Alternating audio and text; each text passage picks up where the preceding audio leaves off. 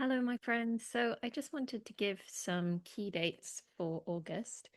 And obviously, August 2026, the big thing is the eclipses and the solar eclipse, even more especially because, well, both of them, but it's this is a brand new cycle starting in Leo, and it'll be Leo and Aquarius in each of our charts. That's going to be hit by these eclipses going forward. Um, so an eclipse happens every 6 months, and they activate a particular axis on your chart. So they activate two signs that are in opposition and two houses that correlate with those signs in opposition. And that is for about an 18-month period. Now, these last eclipses, if you can hear panting, that's just Merlin. He wants his ball thrown. So the last eclipses actually lasted a bit longer. It'll all be to do with the elliptic astronomical stuff that I don't understand. And that was more like 2 years. And we're coming to the end of that cycle, which was Virgo and Pisces. And so what happens with an eclipse is that eclipses always come in pairs. And we talk about the head of the dragon and the tail of the dragon. And the head is in one sign and the tail is in the other. And evolutionary astrologists speak of it as your evolutionary path and your destiny. And so the head of the dragon is pulling you into a certain part of your chart, and the tail is sort of more experiences that you would have had earlier in life, and then familiar experiences, maybe more your comfort zone, and then you're getting pulled into the unknown, which is this destiny in this life. And sometimes the tail of the dragon could be, if you believe in past lives, it can be sort of that what you come in, like gifts that you might have come in with. So for instance, learning astrology for me was very not very easy. It's a tricky subject. There's lots to it, but it came naturally to me. And so I believe that's because, I've had like past life experience in this. And it's very aligned. So, anyways, my point is that the first eclipse is on the 12th of August. It's a solar eclipse. It can be seen by lots of us in the Northern Hemisphere and rarely in the UK. I think the last one was 1999 that there was a solar eclipse. So it's when like daytime actually, yeah, it's quite eerie. I haven't experienced one, so this is going to be my first. I've experienced a lot of lunar eclipses. And I think this is going to feel even more unnatural. And solar eclipses are very much linked with, in the past, with like royalty, and especially with this one being in Leo. Leo is the sign of, Regulus and regality, and the leaders by chosen from birth, by God ordained, and all of that. So it is very much a time in the past which signified eclipses was like some doom, some like the king is going to die, or something massive is going to shift in terms of society and how society is structured and the leadership, and so it can be quite dramatic. I'll be certainly looking out for people like Trump and Netanyahu, who I think are eclipse babies or certainly have things in Leo. I think Trump is both. I think he's both an eclipse baby and born during an eclipse, and also um, Merlin's panting is distracting me. And it's also got his son, I believe, in Leo. So, anyways, those sort of characters we're going to look to for big shifts. Not that I'm predicting anyone's death or anything.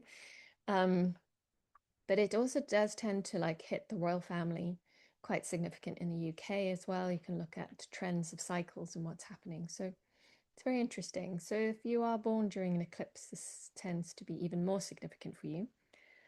But it's so that's the solar eclipse, and it's in a brand new sign. So we're starting a new cycle. So I think this is really important. It's also a new moon solar eclipse. So we've got this mix of, and it's where the tail of the dragon is. So we've got this mix of new moon, new start, but tail of the dragon. So something ending, something being released, some space being made for the new to come in. And it's in Leo, a brand new sign. So it's all like, ooh, big new shifts. And I'm very much, it's going to be affecting my first house. So I'm a little nervous about that, but I'm also really relieved that it's coming out of Pisces and Virgo. That has been very, very difficult for me. Very heavy. Pisces and Virgo are health signs, but also it's affecting, yeah, second and eighth house. Eighth house deals with issues of mortality and death. And so for anyone who knows what I've been going through, that's been quite significant, but it's also like financial access. So anyway, there's lots to it. But that's been how it's affecting me significantly. So I am quite pleased by this change of signs. Now, with eclipses, they come in pairs, as I was saying. So we are still then waiting for the eclipse with the head of the dragon. So what happens is an eclipse portal or doorway opens on the 12th in Leo. We have big shifts for a 2-week period, and then the door gets sealed and closed. And we talk about this mythologically as the door opening and the dragons coming in, the chaos coming in, the shifts coming in. Like, as you can imagine, dragons can change the whole course of history, which they, if you've watched Game of Thrones, they did. But anyway, yeah, so we're dealing with dragon energy. Now, dragons are something that I feel quite aligned to and have great awe and respect for. So I have a dragon head on a few dragons actually around my house, one in my garden. It's like the serpent energy. So it's energy of like releasing yourself from the old, shedding the skin. It's like wisdom.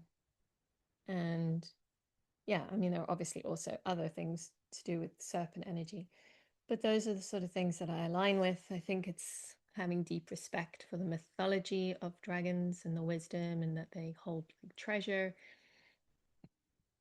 And yeah, so I'm excited to ride the back of the dragon, which is what we do during the 2-week period. And then the door closes and is sealed, and the dragons are sealed out. And then whatever has happened during that 2-week window, so the next eclipse is on the 28th of August, will then have a lasting effect for at least a few months to 6 months until the next eclipse doorway opens. And then that's like the middle part of the story. And then the last eclipse, 18 months later, window, that will be sort of the ending of the chapter. Now, on the 28th of August, we are ending a chapter from the last cycle because that one is in Pisces. We haven't moved yet into an eclipse. I'm just thinking, have we had an Aquarius eclipse? But anyway, we're ending a cycle with Pisces, that Virgo Pisces one, which is going to be like the end of that chapter. So we can look at that in the personal readings. But yeah, I hope this has been helpful. But August, we've got those dates. So the 12th, very significant. Make sure you don't stare directly at the sun. I think it's happening at peak around 7 p.m. So I would start to look out for it from about 6 p.m. till about 8 p.m. should be about the window. And then on the 28th, we have a lunar full moon eclipse, which will be lovely. Yeah, okay, so other dates, August. If we look back, we have yeah, some good. I mean, July was pretty chaotic with Mercury. I've never had such a difficult Mercury retrograde. Mercury becomes visible again to us, which is helpful. And and he completes that whole retrograde thing with fully out of it by the 6th of August, which is going, hold on a second, Merlin's barking. So from the 6th, and I really, really felt this, something that was sort of during that Mercury retrograde was sort of being delayed or was taking a lot longer.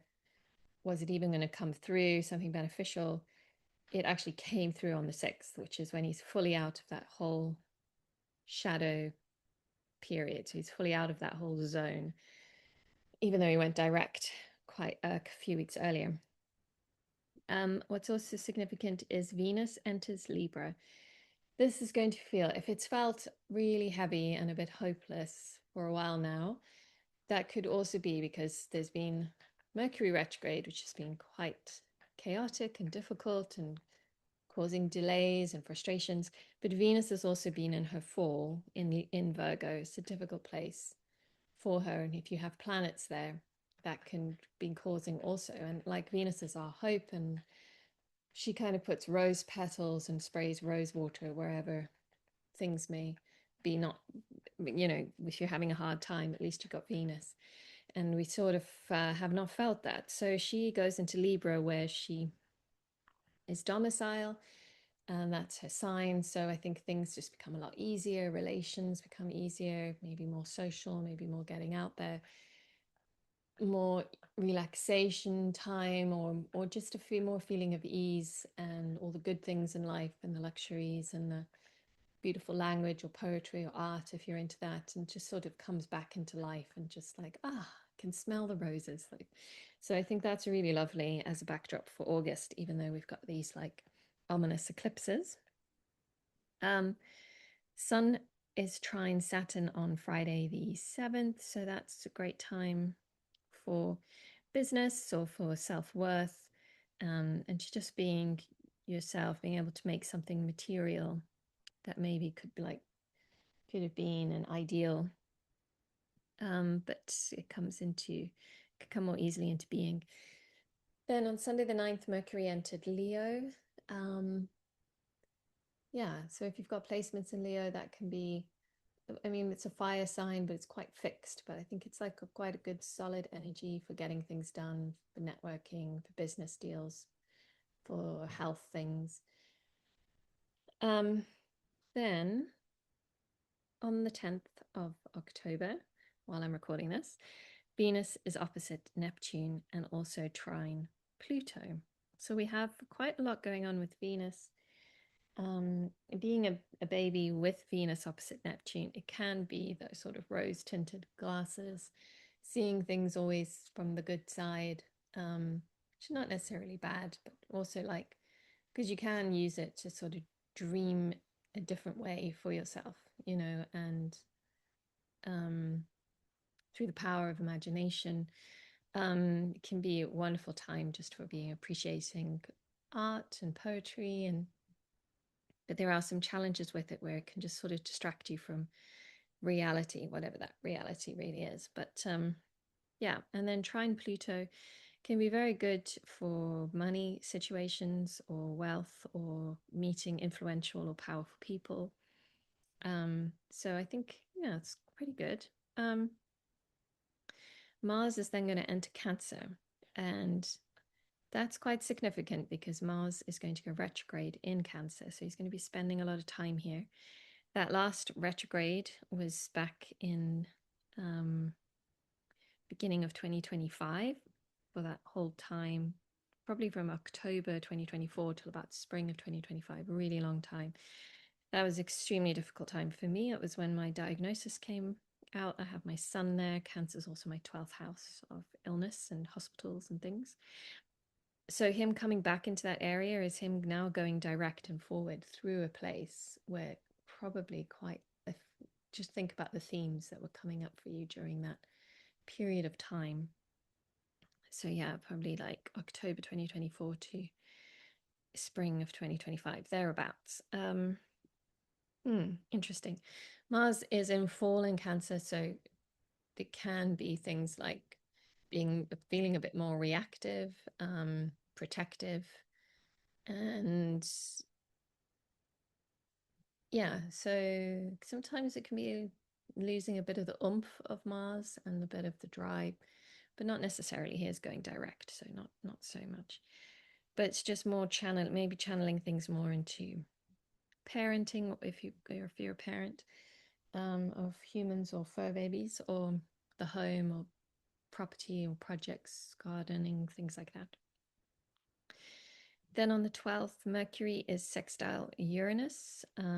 This can be some brilliant idea that's happening at the same time as that eclipse, so I'm looking forward to that.